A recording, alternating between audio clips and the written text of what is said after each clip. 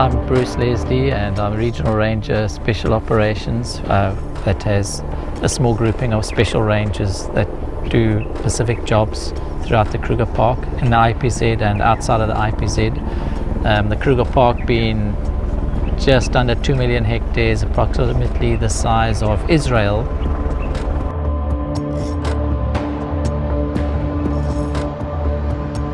We're in trouble.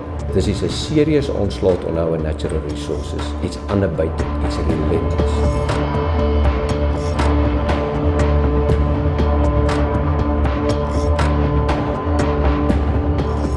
A normal day in this place is where you arrive with 10 objectives and you go back home with 15. It's a very busy environment with the current threat and the current losses that we have. Current stats so far this year, we've lost 655 rhino, both black and white. The poachers don't discriminate between white and black rhino. We have made 147 arrests, recovered 84 firearms. Spoor reports this year alone is about 1,036 spoor reports, meaning that that is in a group of 3. So a single spoor report can be between 2 to 4 individuals.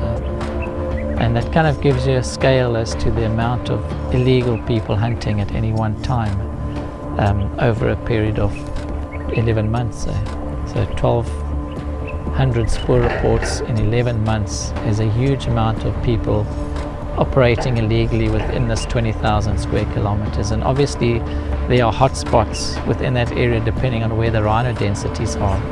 The current procedure is that the field rangers are patrolling every day. They're either in a listening post or in a waylay, patrolling on foot, looking for incursions by armed groups of poachers. As soon as they hear a shot fired or detect spoor, they report that to the ops room.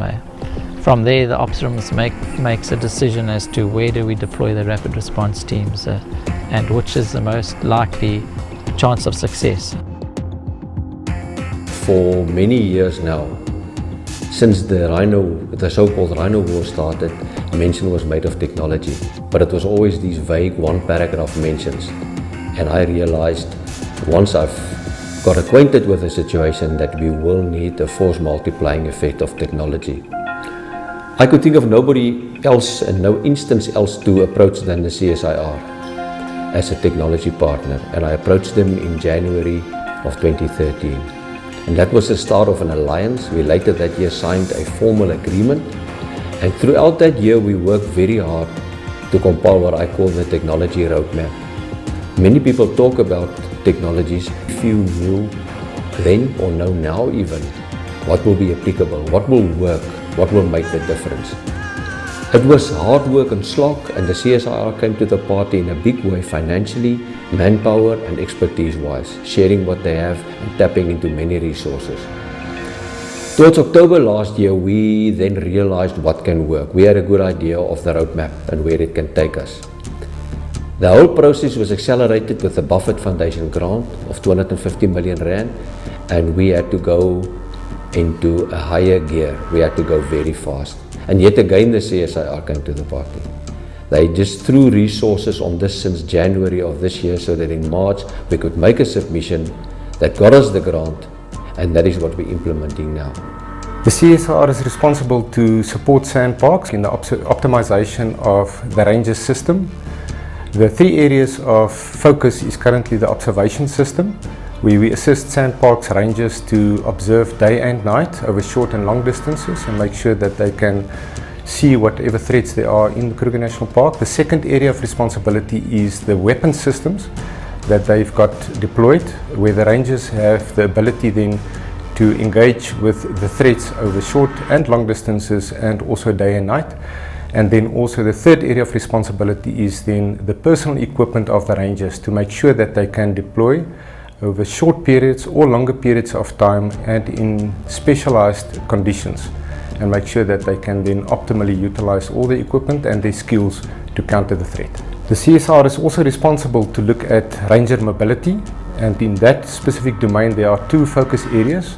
We are looking at the optimization of the current capabilities, which are the land cruiser systems that is currently deployed.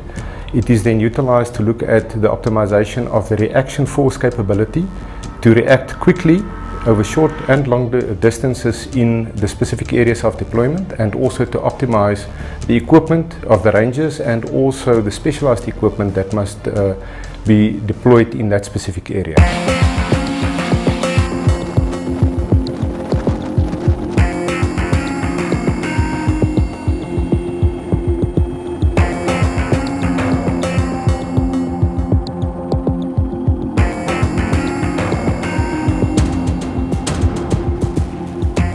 CSR is also responsible to look at collaborative research and also development activities between various stakeholders, and one area of collaboration is in secure communications. As the CSR is looking at command and control systems, it is also very important to secure the information flow over that command and control systems, especially radio frequency communication systems and then also other communication means. One of that areas of secure communications will then focus on making sure that the rangers can securely communicate with the headquarters or the operations rooms, and then also within the command and control structures of sandparks. The official partners for this specific project is then Seecrypt, StopRhinoPoaching.com and the CSR. Currently, the Ranger Corps and also sandparks have identified various areas of ranger training that should be updated and also upgraded to address the current threat. The first request was that the CSR do a study on poaching tactics to understand the tactics and techniques being deployed by the threat or the poachers to the current Ranger Corps, to do a full understanding and a description of that capability, and then eventually to transfer that knowledge into policy and also doctrine. You see, the technology, there's so much variety in it, and it comes at every level, from the man at the field all the way through to the operational center. For example, the man in the field that's doing rapid response might need a bulletproof vest. So the advice we can get from CSR, and in particular TSO, is very useful, because then we can look at a whole ranger system, and that's their business. And so that's what makes CSR so valuable to us. We can look at the field ranger, we can look at the rapid response team and the equipment they need to do their particular job in the field, all the way through to the investigator, to the mission area manager, to radar detection and other technologies that are really outside of our field. And so there's a whole cross-section and variety of technologies that are useful at every level of this fight against rhino poaching.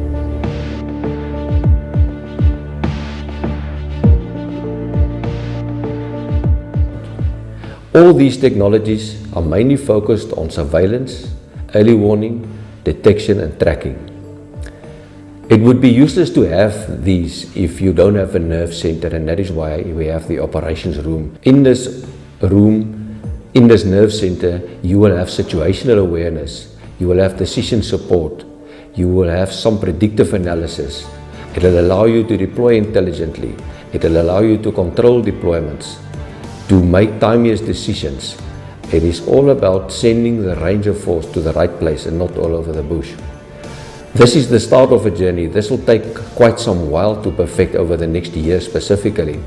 As we employ the various technologies in the zone, and as we learn and teach our people to master the technology, so in the operations room we do sound planning and we control operations to get one step ahead, to be better than the poachers or the syndicates behind them, to get proactive and to ensure that the results are achieved, namely to get the rhino poaching down and ultimately eradicate it as far as we can. The center is very necessary. We are not control freaks, but you must know what you are doing.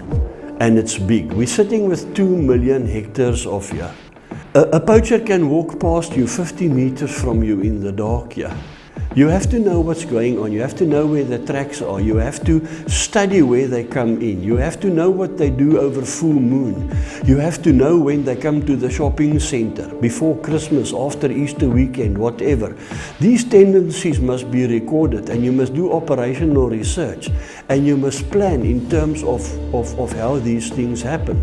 And like I said just now, you must also be creative. You must look at this picture, and you must have the capability to deploy your mental capabilities to win the war, to beat the enemy. For that, you can't work on the back of a cigarette packet. You must do the best you can. The difference between us and them is our intellectual capacity, our IT capability, and our communications. They can also track and walk and shoot and hunt and whatever. We are on par, except for this center that you are sitting in now.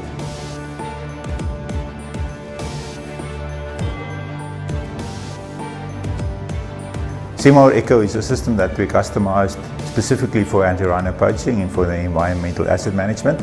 It's currently used in the operations center in the Kruger, and it will move to the new operations center. The big idea around Seemore is to be able to integrate all the different elements of data that we can get. We can get data from people reporting, we can get data from technical sensors in the field, we even get reports from tourists that notice things, and we can capture all of these things in Seemore. Seemore then assists the people in the park and the operations to understand what's happening, to see what's happening. We want to be more proactive in the operations. In order to do that, we have to look at the data, do analysis, find trends, look at the statistics. So there's a lot of modeling also that we can do using the data of Seemore that will then predict almost where the next thing can happen, so that we can start planning where to put the limited resources that are already there. The technology impacted here will help us greatly in terms of a force multiplier. We are low numbers on the ground, and any technology that can give us the edge or an advantage in detecting fast, locating the poacher or the incursion, where we can have a quicker and more effective response or rapid response to either arrest the people before they kill a rhino, or directly after that, they don't kill 2 or 3 rhino before we arrest them, that if they kill once, they must go to jail next. Next stop must be jail. They're trying to throw us to the wolves. We'll return with the pack, and in this pack we'll have the CSIR as part of our pack.